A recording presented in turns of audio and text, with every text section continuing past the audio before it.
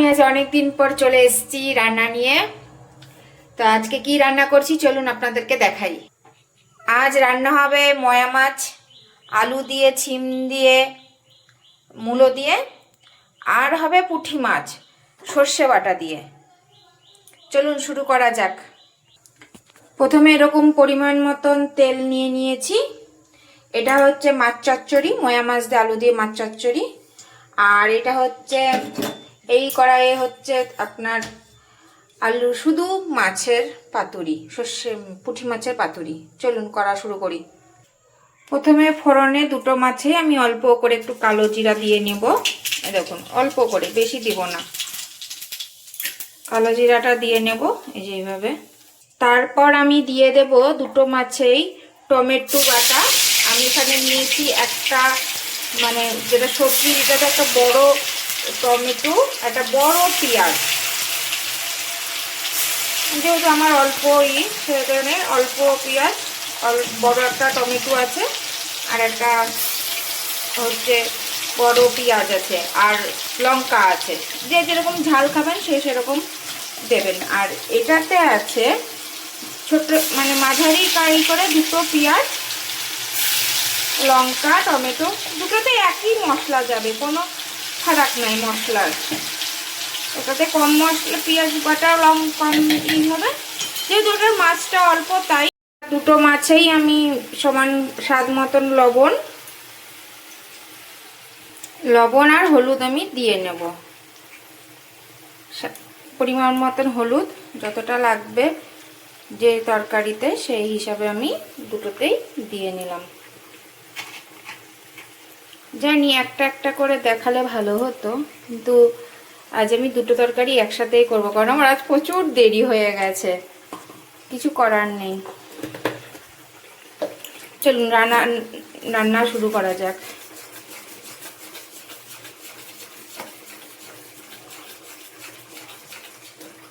একটু কষতে থাকুক। আমি মাছগুলো কাঁচা করব, মানে কাঁচা মাছের তরকারি যেটাকে বলে, ভাজবো না, না এপিট ওপিট না কিছু। অনেকে আপনারা মাছগুলোকে সামান্য এপিট ওপিট করে নিতে পারেন, কোনো অসুবিধা নেই।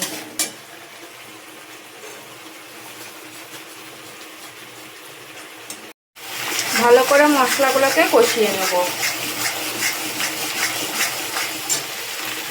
মশলাগুলো যখন এই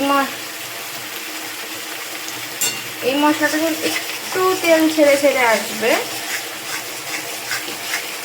তখন হচ্ছে আমরা সবজিগুলো দিয়ে কষাবো এই মশলাটা কষানোর সময়। আর এটা এখন এটাকে ভালো করে কষাবো। দেখুন এই মাছের মশলাটা কষে এসছে। এবার যে ধুয়ে রাখা যে সবজিগুলো আছে, এই সবজিগুলো ধুয়ে রেখেছি আমি, ধুয়ে এবার দিয়ে দেব। দেখুন এই মশলাটা কিন্তু অর্ধেক কষে চলে এসছে। এবার এই সবজিগুলো আমি দিয়ে দিচ্ছি।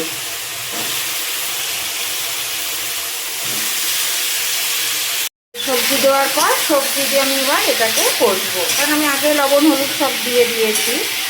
সবজি দেওয়ার পর সবজি দিয়ে এটাকে কষবো।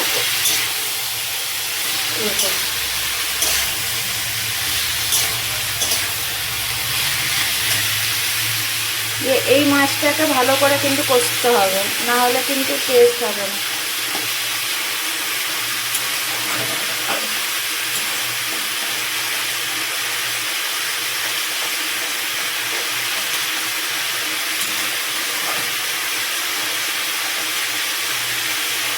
পুঁটি মাছের জন্য, পুঁটি মাছের পাতুরির জন্য এই মাছটাকে ভালো করে কষতে হবে মশলাটাকে। দেখুন মশলা কিন্তু কষা হয়নি এখনো, যখন কড়াইয়ে লেগে লেগে আসবে তখন কিন্তু মশলা কষা হবে। আর এই সবজি দিয়ে এখন ভালো করে কষতে হবে। চলুন কষে নিই। কষাটা তার আমি দেখাতে পারবো না কতক্ষণ ধরে নাড়ছি। কষিয়ে নিয়ে আবার আপনাদের সঙ্গে আসছি। দেখুন এই মশলাটা কিন্তু কষে এসছে। এবার আমি এর মধ্যে পুঁটি মাছগুলো দিয়ে দেব। দেখুন পুঁটি মাছগুলো আমি দিয়ে দিয়েছি।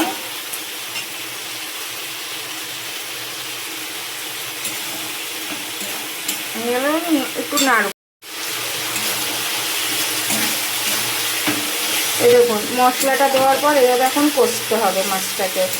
মাছটা যখন এপিটোপি বেশি নাড়বেন না, তাহলে কিন্তু মাছগুলো ভেঙে যাবে। যখনই দেখবেন এরকম মশলা হয়ে গেছে, আমি এখানে বড় চামচের 1 চামচ সরষে, সাদা সরষে আর কালো সরষে বেটে রেখেছি। আমি এবার এটা দিয়ে দেবো। এই দেখুন আমি এবার এই সরষের সঙ্গে জল মিশিয়ে দিয়ে দেবো।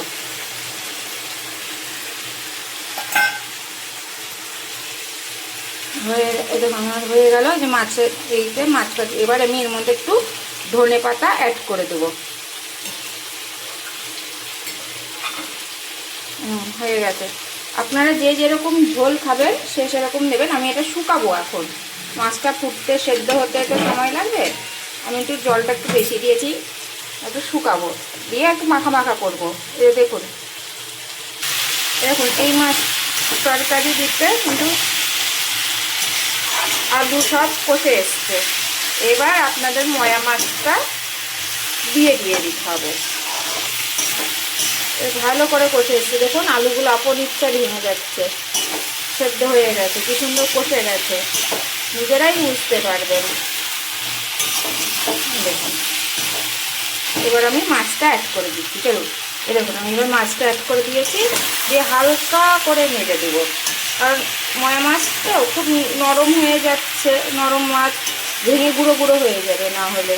এরকম আমি বেশি নাড়বো না। এবার আমি এটা জল অ্যাড করে দেবো।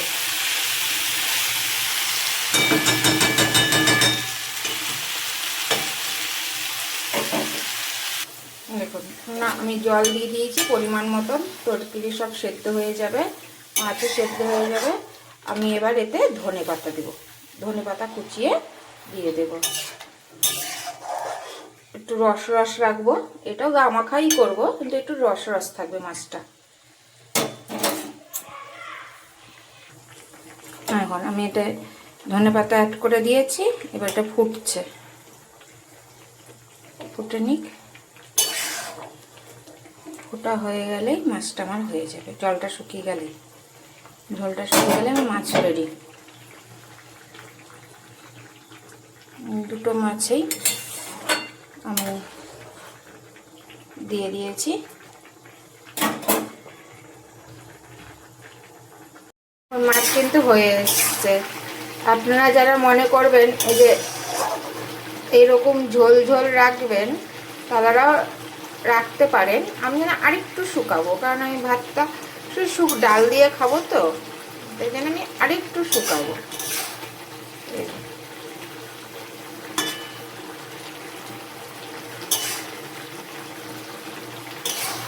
আমি যেহেতু কাঁচা লঙ্কা দিয়ে তরকারি করেছি, তাই জন্য খুব একটা লাল লাল হয়নি। কাঁচা লঙ্কার তরকারি করলে হয়তো লাল লাল হতো।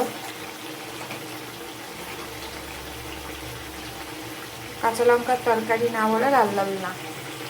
এই মাছটা কিন্তু হয়ে গেছে। আমি এবার নামিয়ে নেব। দেখুন আমার মাছ রেডি। মাছ চচ্চড়ি, আলু দিয়ে, ছিম দিয়ে, মূলো দিয়ে মাছ চচ্চড়ি রেডি। এবার গরম গরম ভাতে ডালের সাথে সার্ভ। দেখুন আমার মাছ, পুঁটি মাছের পাতুরি হয়ে গেছে। এবার আমি এটাকে নামিয়ে নেবো। এরকম হয়ে গেছে, ঠিক এরকম গামাখা গামাখা একটা নামাবেন। এই যে বেশি নাড়বেন না, তাহলেই হলো। বেশি নাড়লে মাছ ভেঙে যায়। এরকম, ঠিক আছে, রাখলাম।